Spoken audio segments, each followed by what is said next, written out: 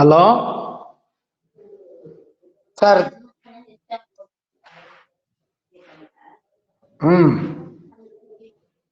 So అర్థమైందా? ఏర్పాట్లు ఆగంతకాల కింద 1095 ఎలా వచ్చింది అనేది అర్థమైంది సార్. ఎలా చెప్పు మళ్ళీ ఇప్పుడైనా. పన్ను కోసం 10 ఏర్పాటు లక్షలు. 10 లక్షల్ని 1000గా వేసుకున్నాం వేలల్లో కాబట్టి. 3 అలాగే సున్నాలు తీసేస్తే 1000 వస్తుంది సార్. అవునవునవును. నెక్స్ట్ 88,000కి 88,000 ఇచ్చినారు 7,000 సార్. దానికి సహా 7,000 అసలు బట్టి వడ్డీతో యాడ్ సహా చేస్తే సార్ 95,000 వస్తుంది సార్. 95,000 లో 3 సున్నాలు తీసేస్తే 95 రూపీస్ వస్తుంది సార్. 95 రూపీస్ వస్తుందా? సార్ ఇదే నువ్వు చెప్పడం 95 వస్తుంది ఇన్ థౌజండ్స్. అది 95 అనాలి. 95 రూపీస్ కాదు ఇది. ఎంతలో మనం లెక్కేసేది? ఎంతలో లెక్కలేసేది? థౌజండ్స్ లో. 95 ఓన్లీ. 95,000 95 రూపీస్ అంటారు సార్. 95,000 లో నుంచి 3 సున్నాలు పోతే సార్ తీసేస్తే అంటే పక్కన ఒమిట్ చేసినాం, పక్కన పెట్టిన పైన థౌజండ్స్ లో వేస్తూ వస్తూ ఉన్నాం. ఓకేనా? కాబట్టి 95 ఉంటుంది. కాబట్టి 95 రూపీస్ అనకూడదని నేను చెప్పేది నీకు.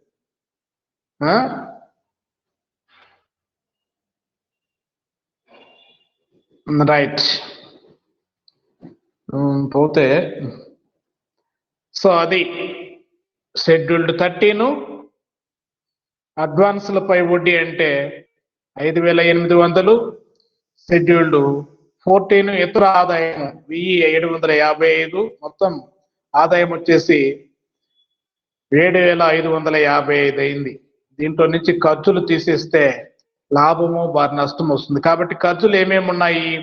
చెల్లించిన వడ్డీ షెడ్యూల్డ్ 5లో ఎంత ఉంది? చెల్లించిన వడ్డీ 1,200. అలాగే చెల్లించిన ఎక్స్చేంజ్ కమిషన్ 2 కలిపితే 1,300 షెడ్యూల్డ్ 15లో ఉంది. అలాగే షెడ్యూల్డ్ 14లో చూడండి, నిర్వహణ 16లో నిర్వహణ ఖర్చులు ఏమేమి రాశాము? షెడ్యూల్స్ వేసుకోకుండా వేసి నువ్వు ఎక్కడ చెప్తున్నా. సిబ్బందికి చెల్లింపులు 2,400, ముద్రణ స్టేషనరీ 400, బ్యాంకు ఆస్తులపై తరుగుదల 500, డైరెక్టర్ల ఫీజు జీత భత్యాలు ఖర్చులు 100, అలాగే ఇతర నాన్ బ్యాంకింగ్ ఆస్తుల అమ్మకంపై నష్టం, అది కూడా చూపించాలి 7. ఇది ఎక్కడ ఇచ్చినాడు 7 అనేది అంటే మనము లాస్ట్ లో ఇచ్చినాడు చూడండి. లాస్ట్ లో అంటే 2వ పాయింట్ 2007లో 25,000 విలువ గల బకాయి పడిన ఒక ఖాతాదారుని స్వాధీనపరుచుకున్న సంవత్సరంలో 18,000కు అమ్మబడింది. కాబట్టి మనం ఇక్కడ 25,000 ఆస్తిని 18,000కు అమ్మాము అంటే 7,000 మనకు నాన్ ఆపరేటింగ్ ఆస్తులను అమ్మడం వల్ల వచ్చినటువంటి నష్టం. కాబట్టి మనం ఆల్రెడీ చెప్పాం, ఇలాంటి బాకీ కట్టినటువంటి ఖాతాదారుల యొక్క ఆస్తులను జప్తు చేసినప్పుడు నిర్ణీత 7 సంవత్సరాల లోపల ఆస్తుల్ని అమ్మి బ్యాంకు రావాల్సినటువంటి సొమ్ము రాబట్టుకుంటుంది. ఇలాంటి ఆస్తుల పైన నమ్మకం, లాభం లేదా నష్టం వస్తే లాభ నష్టాల ఖాతా చూపించాలి. ఇప్పుడు నష్టం వచ్చింది కాబట్టి మనము లాభ నష్టాల ఖాతాలో ఆపరేటింగ్ ఎక్స్పెన్సెస్ కింద చూపిస్తున్నాం, నిర్వహణ ఖర్చుల కింద. ఓకేనా? రైట్. వివిధ ఖర్చులు 300. సో ఇవన్నీ కలిపితే మనకు 3,707 వచ్చింది. సో ఇది నిర్వహణ ఖర్చులు. ఏర్పాట్లు చూడు, ఏర్పాట్లు కూడా కింద చెప్పున్నాను, దాన్ని చెప్పేదానికి నువ్వు రాసుకోకుండా. ఆదాయ పన్ను ఏర్పాట్లు వచ్చేసి దాని కింద 10 లక్షలు. అలాగే రాని సంశయాత్మక బాకీలకి ఏర్పాటు 88,000. వడ్డీకి సంబంధించింది 7,000. 88,000 ప్లస్ 7,000 95,000. మొత్తం 10,95,000ని మనం 3 సున్నాలు తీసేస్తే 1,095గా వేసుకున్నాం అక్కడ. అది సో 5 షెడ్యూల్స్ ఏర్పాట్లు మనకు వచ్చినటువంటి ఏర్పాట్లు దీంతో కూడా 13, 14, 15, 16 ఏర్పాట్లు ఆగంతకాలు షెడ్యూల్స్. అర్థమైందా? Yes sir. Next okay. ఈ ఎక్సలెంట్ బ్యాంక్ లిమిటెడ్ యొక్క 31/3/2010 నాటి ఆస్తి అప్పుల పట్టి చూడండి. ఆస్తి అప్పుల పట్టీలో మనకి ఇక్కడ మూలధనము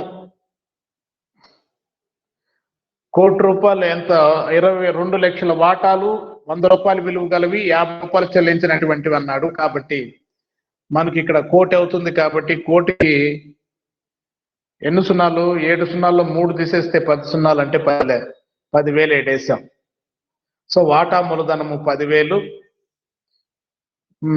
నెక్స్ట్ రిజర్వులు మిగిళ్ళు కింద చూడండి. శాసనాత్మక రిజర్వ్ వచ్చేసి ప్రారంభంలో 10,000 ఉంది.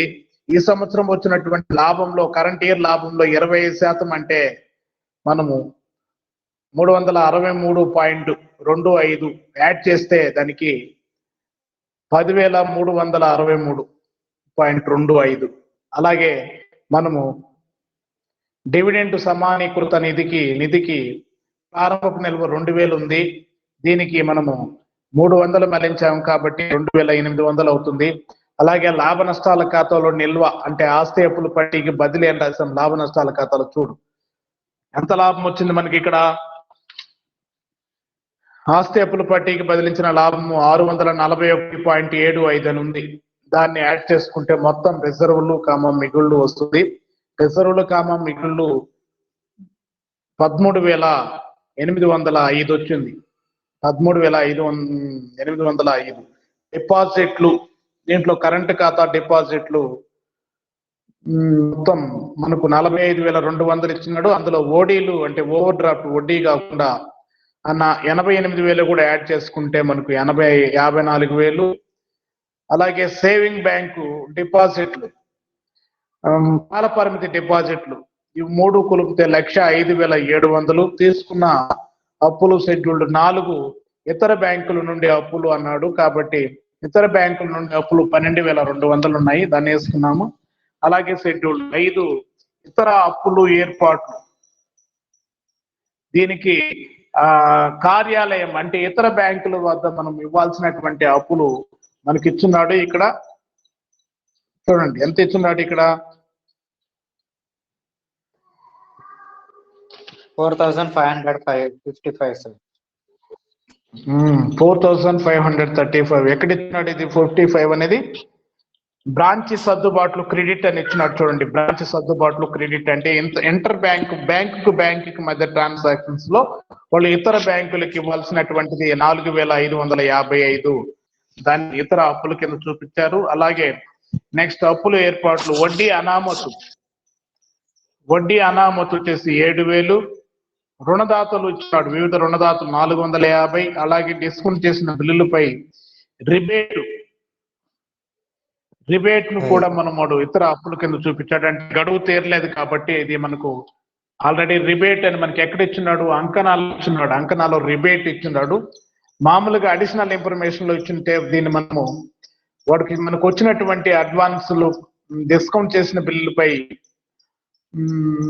డిస్కౌంట్ ఎంతైతే ఉంటుందో ఆ మొత్తంలో నుంచి తీసేసి ఉండాలి. కానీ ఇక్కడ మనకు అంకణాలు ఇచ్చాడు కాబట్టి ఇది ట్రయల్ బ్యాలెన్స్ లో డిస్కౌంట్ చేసిన బిల్లుపై రిబేట్ అని ఇచ్చినాడు కాబట్టి దీన్ని మనం ఇక్కడ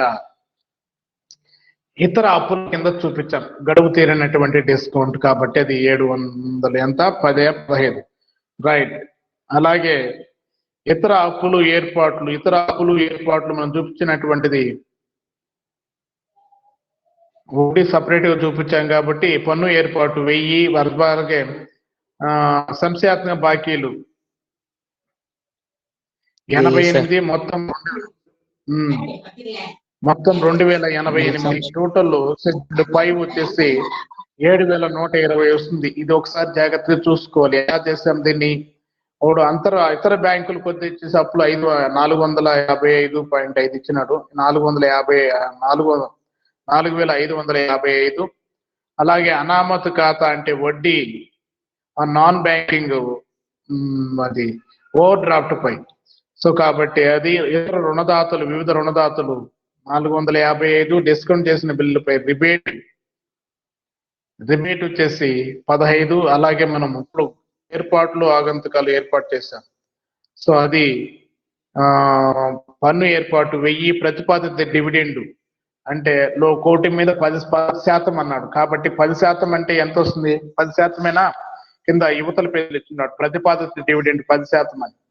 సో కాబట్టి దాని మీద కోటి మీద 10 లక్షలు కాబట్టి 10 లక్షలు 3 సున్నాలు తీసేసి ఇక్కడ 1000గా వేసుకున్నాం. సో కాబట్టి పన్ను ఏర్పాటు 1000, ప్రతిపాదిత డివిడెండ్ 1000, సంస్థాత్మక బాకీల కోసం ఏర్పాటు 88, మొత్తం 2088.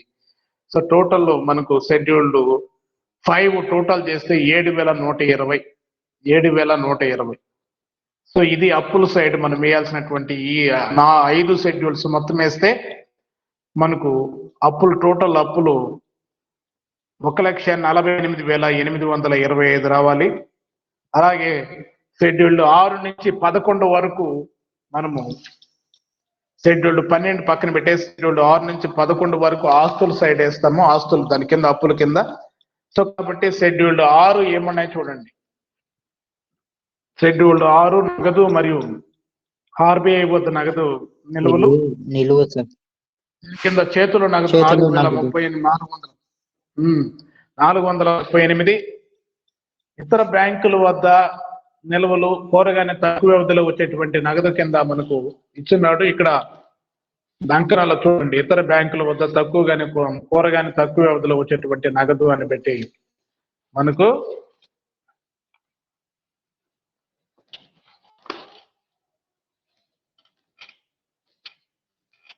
ఏం కావట్లేదా?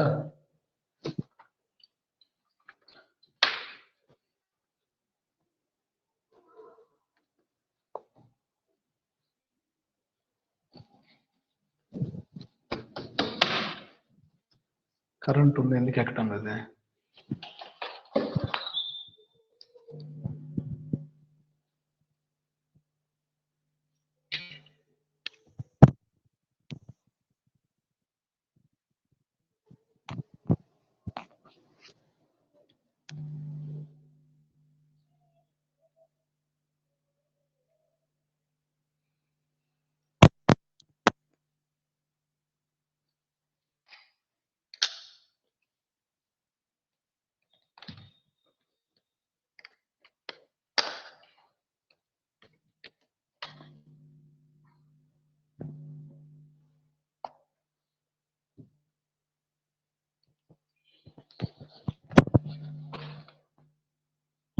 హలో.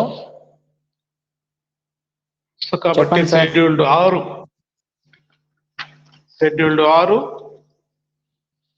438. షెడ్యూల్డ్ 7 చూడండి, ఇతర బ్యాంకుల వద్ద నిల్వలు అని చెప్పాము.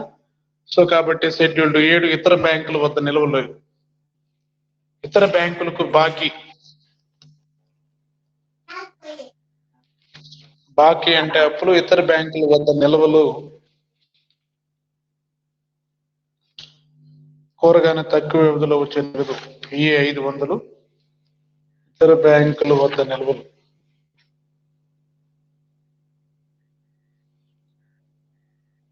బ్యాంకులో నగదాన్ని ఇచ్చినాడు. ఇక్కడ చూడండి 6,869 బ్యాంకులో నగదాన్ని ఇచ్చినాడు చూడండి లెక్కలో. రైట్. సో కాబట్టి అది అలాగే కోరగానే తక్కువ వ్యవధిలో వచ్చేటువంటి నగదు 1,500. ఆ రెండు టోటల్ చేస్తే 6,869 ప్లస్ 1,500 యాడ్ చేస్తే మనకు 8,369 వస్తుంది. ఇది షెడ్యూల్డ్ 7. షెడ్యూల్డ్ 8 మనకి ఇన్వెస్ట్మెంట్స్, పెట్టుబడులు. ఇవి ప్రభుత్వ సెక్యూరిటీలు వచ్చేసి 45,200. ఇతర వాటాలు వచ్చేసి ప్రభుత్వ సెక్యూరిటీల్లో 45,200. ఈ వాటాలలో పెట్టుబడులు వచ్చేసి 4,700. రెండు టోటల్ చేస్తే 49,900. అలాగే షెడ్యూల్డ్ 9 అడ్వాన్సుల కింద చూడండి. అడ్వాన్సుల కింద మనకు కొన్న డిస్కౌంట్ చేసిన బిల్లులు వచ్చేసి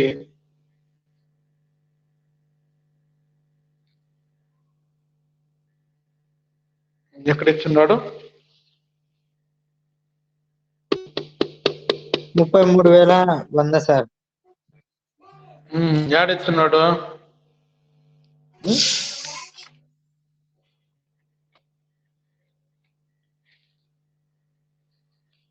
చూడండి కింద ఇచ్చినాడు నగదు, క్రెడిట్లు, రుణాలు దాని కింద, ఫర్నిచర్, ఫిక్సర్లు దాని పైన, నగదు డిస్కౌంట్ చేసిన బిల్లులు 33,100.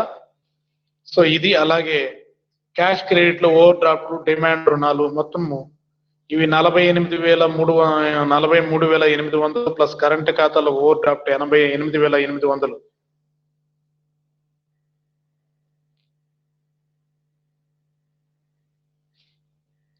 $8,888 ఇది టోటల్ చేయి సార్ 8,800 సార్. టోటల్ చేయి నాకు 43,800 ప్లస్ 88 యాడ్ చేయి.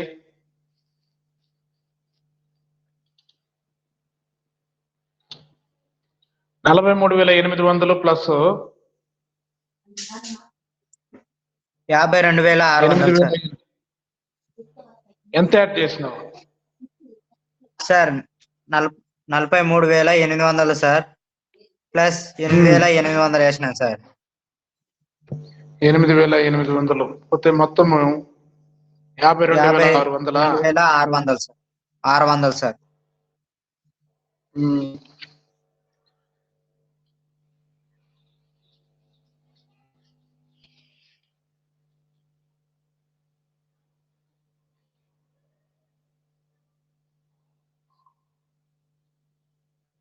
షెడ్యూల్ 9 మొత్తం సార్ 85,700 వచ్చింది సార్. షెడ్యూల్ 10 3,500 స్థిరాస్తులు. ఆవరణలు 3,000 ఇతర స్థిరాస్తులు వచ్చేసి 500 మొత్తం 3,500. ఇతర స్థిరాస్తులు వచ్చేసి ప్రాప్తించిన వడ్డీ 885. ఆస్తి మనం సంపాదించాం ఇంకా రావాలి. అలాగే నాన్ బ్యాంకింగ్ ఆస్తులపై మనకు నాన్ బ్యాంకింగ్ ఆస్తులు అడిషనల్ ఇన్ఫర్మేషన్ లో ఇచ్చినట్టు చూడండి.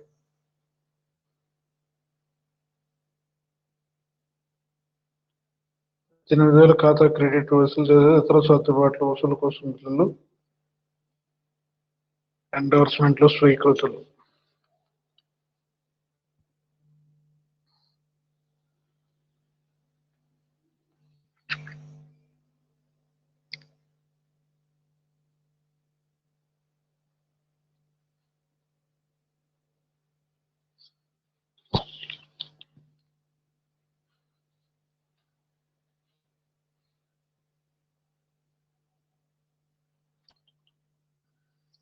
ప్రాప్తించిన వడ్డీ 875. నగదు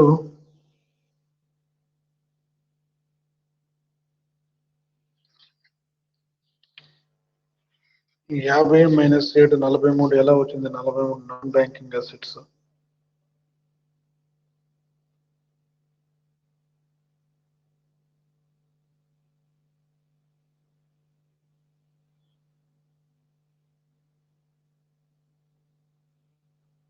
సైడ్ వచ్చిన నాన్ బ్యాంకింగ్ అసెట్స్ లో 57 లాస్ వచ్చింది కాబట్టి రిమైనింగ్ మనకు 43.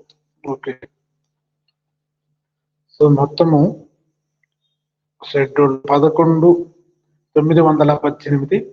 అలాగే షెడ్యూల్ 12 ఆగంతుక బాధ్యతలు. దీన్ని ఆస్తేపుల పట్టిలో కలపకూడదు, లాస్ట్ లో చూపిస్తాము. దీని కింద మనము స్వీకృతులు, ఎండార్స్మెంట్లు, ఇతర బాధ్యతలు 1,168 చూపించాము. అలాగే ఇంకా చూపించాల్సినటువంటిది మనము బ్యాలెన్స్ షీట్ లో చూపిస్తాము. ఇంకా ఏంది అంటే బ్యాలెన్స్ షీట్ లో చూడండి, ఆగంతుక బాధ్యతలు టోటల్ అయిపోయిన తర్వాత 6 నుంచి 11 దాకా ఆస్తుల కింద వేసుకున్న షెడ్యూల్స్ అన్ని టోటల్ చేస్తే మనకు ఆస్తులు మొత్తం కూడా 1,48,825 వస్తుంది. ఆస్తులు టోటల్ చేసేసిన తర్వాత దాని కింద షెడ్యూల్డ్ 12 ఆగంతుక బాధ్యతలు అని పెట్టి మనం ఇక్కడ షెడ్యూల్డ్ 12లో వేసుకున్నాం. ఆగంతుక బాధ్యతల కింద స్వీకృతులు, ఎండార్స్మెంట్, ఇతర బాధ్యతలు అని పెట్టి 1,168. అలాగే నెక్స్ట్ వసూలు కోసం వచ్చిన బిల్లులు 2,210. వసూలు కోసం వచ్చిన బిల్లులు 2,210 ఇవి చూపించాలి.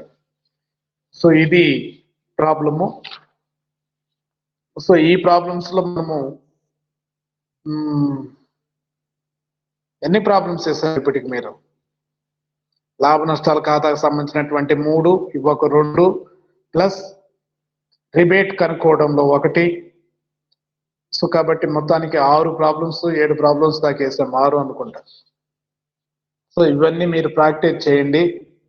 ఆ రిబేట్ క్యాలిక్యులేట్ చేయడంలో అలాంటి ప్రాబ్లమ్స్ ఏదైనా మీ దగ్గర ఉండేటువంటి మెటీరియల్ లో ఉంటే దాన్ని కూడా క్యాలిక్యులేట్ చేస్తున్నది. రిబేట్ ఎలా క్యాలిక్యులేట్ చేయాలి, ఆ రిబేట్ కి సంబంధించినటువంటి అకౌంటింగ్ విధానం ఎలా ఉంటుంది, డిస్కౌంట్ ఖాతా ఎలా ఇవ్వాలి, సో అవన్నీ ప్రాక్టీస్ చేయండి. ఓకేనా? నేను చంద్ర.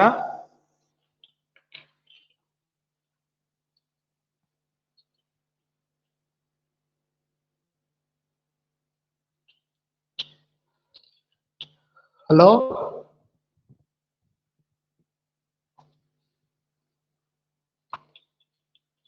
ఏమ్మా మిగతా వాళ్ళు ఎవరు రెస్పాండ్ గారు?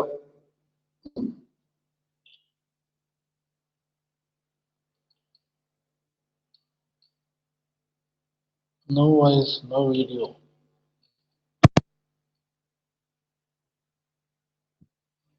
హలో, వాయిస్ రావడం లేదా? ఏమే చంద్ర? హలో,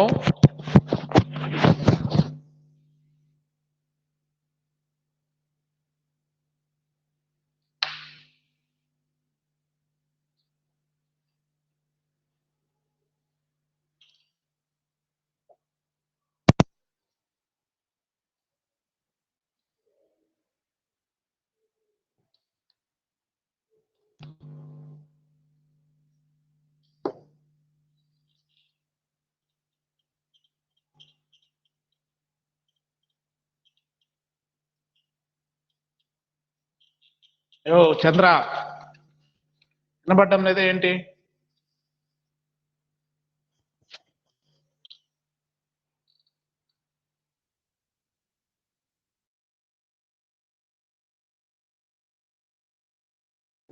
వినిపిస్తాను సార్.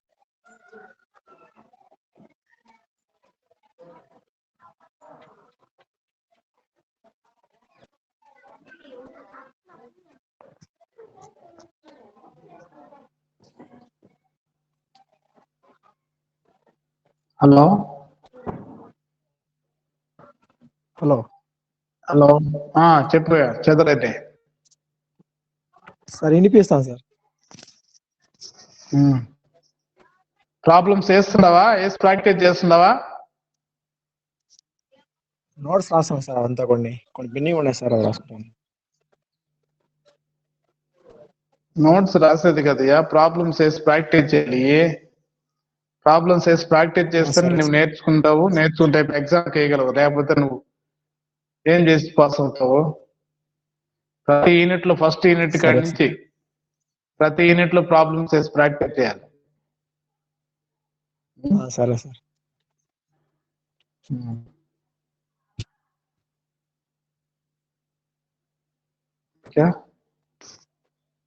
వాయిస్ ఇందాక రాలేదా? క్లారిటీగా బ్రేక్ అవుట్ అవుతుందా? ఇప్పుడు వస్తాను సార్, అప్పుడే కాసేపు రాలేదు సార్, మళ్ళీ ఇప్పుడు వస్తాను సార్.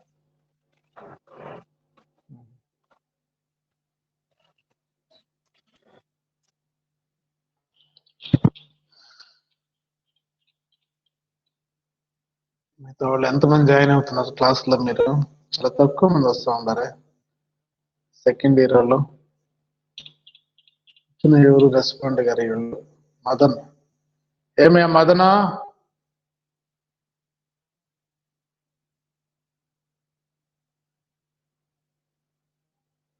సుధా, వసంత, మహాలక్ష్మి, జమున, వాణి, చంద్ర. ఏమే మదన్?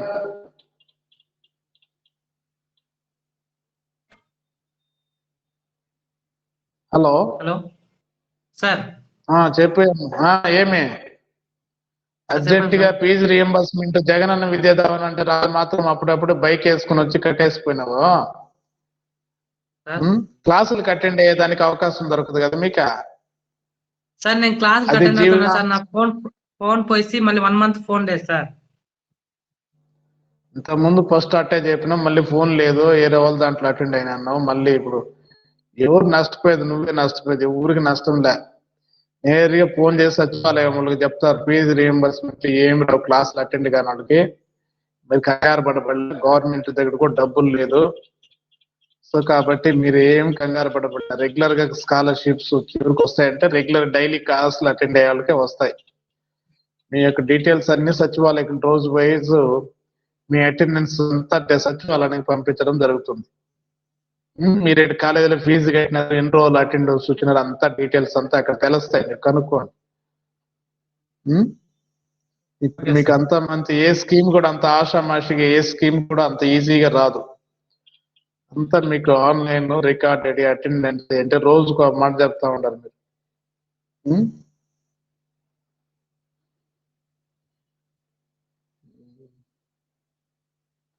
చేరుతారు కాలేజీలో రెగ్యులర్ గా రారు మీకెందుకే అంత స్కాలర్షిప్లు అటెండెన్స్లు కాలేజీలు మళ్ళీ ఫీజు కట్టడానికి మాత్రం పరిగిస్తారు దాంతోనే బతికేసినట్టు దాంతోనే వచ్చే జగనన్న విద్యా దేవతతో జీవితాంతం బతికేస్తావా చదువుకుంటే ఉద్యోగం వస్తే హ్యాపీగా జీవితాంతం నీవు నీ సంతానం నీ పిల్లలు మొత్తం హ్యాపీగా ఉండొచ్చు ఏడొచ్చేటువంటి 300కు 400కు 1000 రూపాయలకు మాత్రం అర్జెంట్ గా బైక్ వేసుకొని వచ్చి కట్టేసిపోతే క్లాసులకి అటెండ్ తెలియదంటే నీకు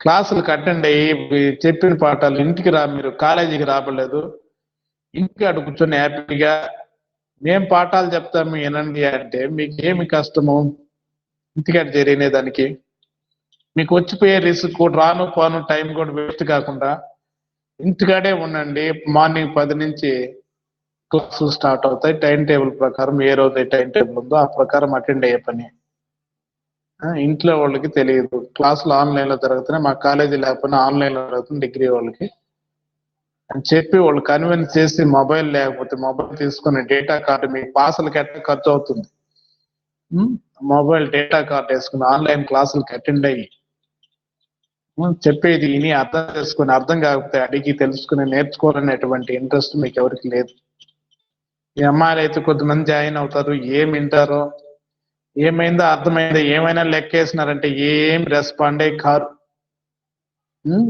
సుధా ఆ మహాలక్ష్మి వసంత మీరు క్లాస్ లో ఉండగా కూడా అంతేలే ఒక్కరో కూడా మార్పు లేదు జమున వాణి వీళ్ళంతా ఒకే సరుకు ఎట్లా చేసినారు బీకామ్ లో జాయిన్ అయిపోయిన జనరల్ బీకామ్ లో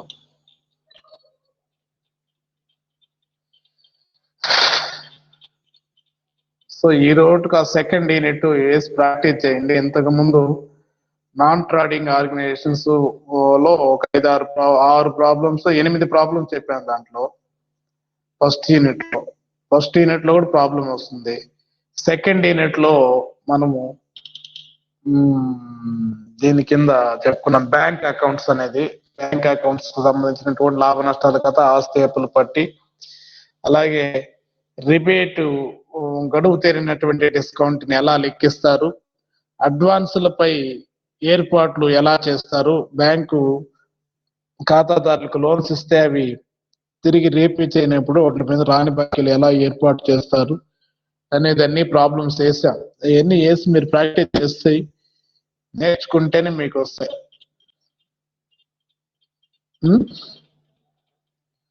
పోతే థర్డ్ యూనిట్ ఇది సెకండ్ యూనిట్ పెట్టున్నాం పక్కన అది రేపు స్టార్ట్ చేస్తాం ఎలక్ట్రిసిటీ సప్లై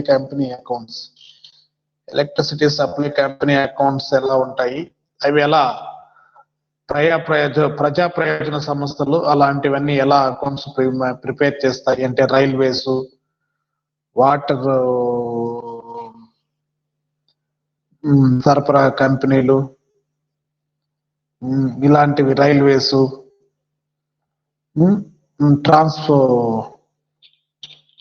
ట్రాన్స్పోర్ట్ సంస్థలు రవాణా సంస్థలు ఇలాంటివన్నీ ప్రజా ప్రయోజనాలతో కోసం ఏర్పాటు చేసినటువంటి సంస్థలు కాబట్టి అవి కూడా ప్రజలకు సర్వీస్ చేస్తూ ఉండేటువంటి సంస్థలు అందుకనే వాటిని ప్రజా ప్రయోజన సంస్థలు అంటున్నాం కాబట్టి అందులో భాగంగా ప్రజా ప్రయోజన సంస్థ ఒకటైనటువంటి ఈ విద్యుత్ ఉత్పత్తి సరఫరా చేసేటువంటి కంపెనీస్ అంటే ఏంటి, వాటిని ఏ చట్టాల ద్వారా ఏర్పాటు చేయబడినది, వాటికి ఉండేటువంటి అకౌంటింగ్ విధానం ప్రొసీజర్ ఏంటి, ఎలా అవి ముగింపు లెక్కలు తయారు చేసుకుంటాయి అనేది మనము రేపు క్లాస్ లో 3rd యూనిట్ స్టార్ట్ చేద్దాం. ఈ లోపల మీరేం చేస్తారంటే ఫస్ట్ 2 యూనిట్లు చెప్పినటువంటి ప్రాబ్లమ్స్ వేసి ప్రాక్టీస్ చేసి మీరు నేర్చుకొని రెడీగా ఉండాలి ఎగ్జామ్స్ కి. ఇప్పటికే లేట్ అయిపోయింది సిలబస్. రేపు 3rd యూనిట్ స్టార్ట్ చేద్దాం. ఓకేనా మరి? దేనికి రెస్పాండ్ గారు?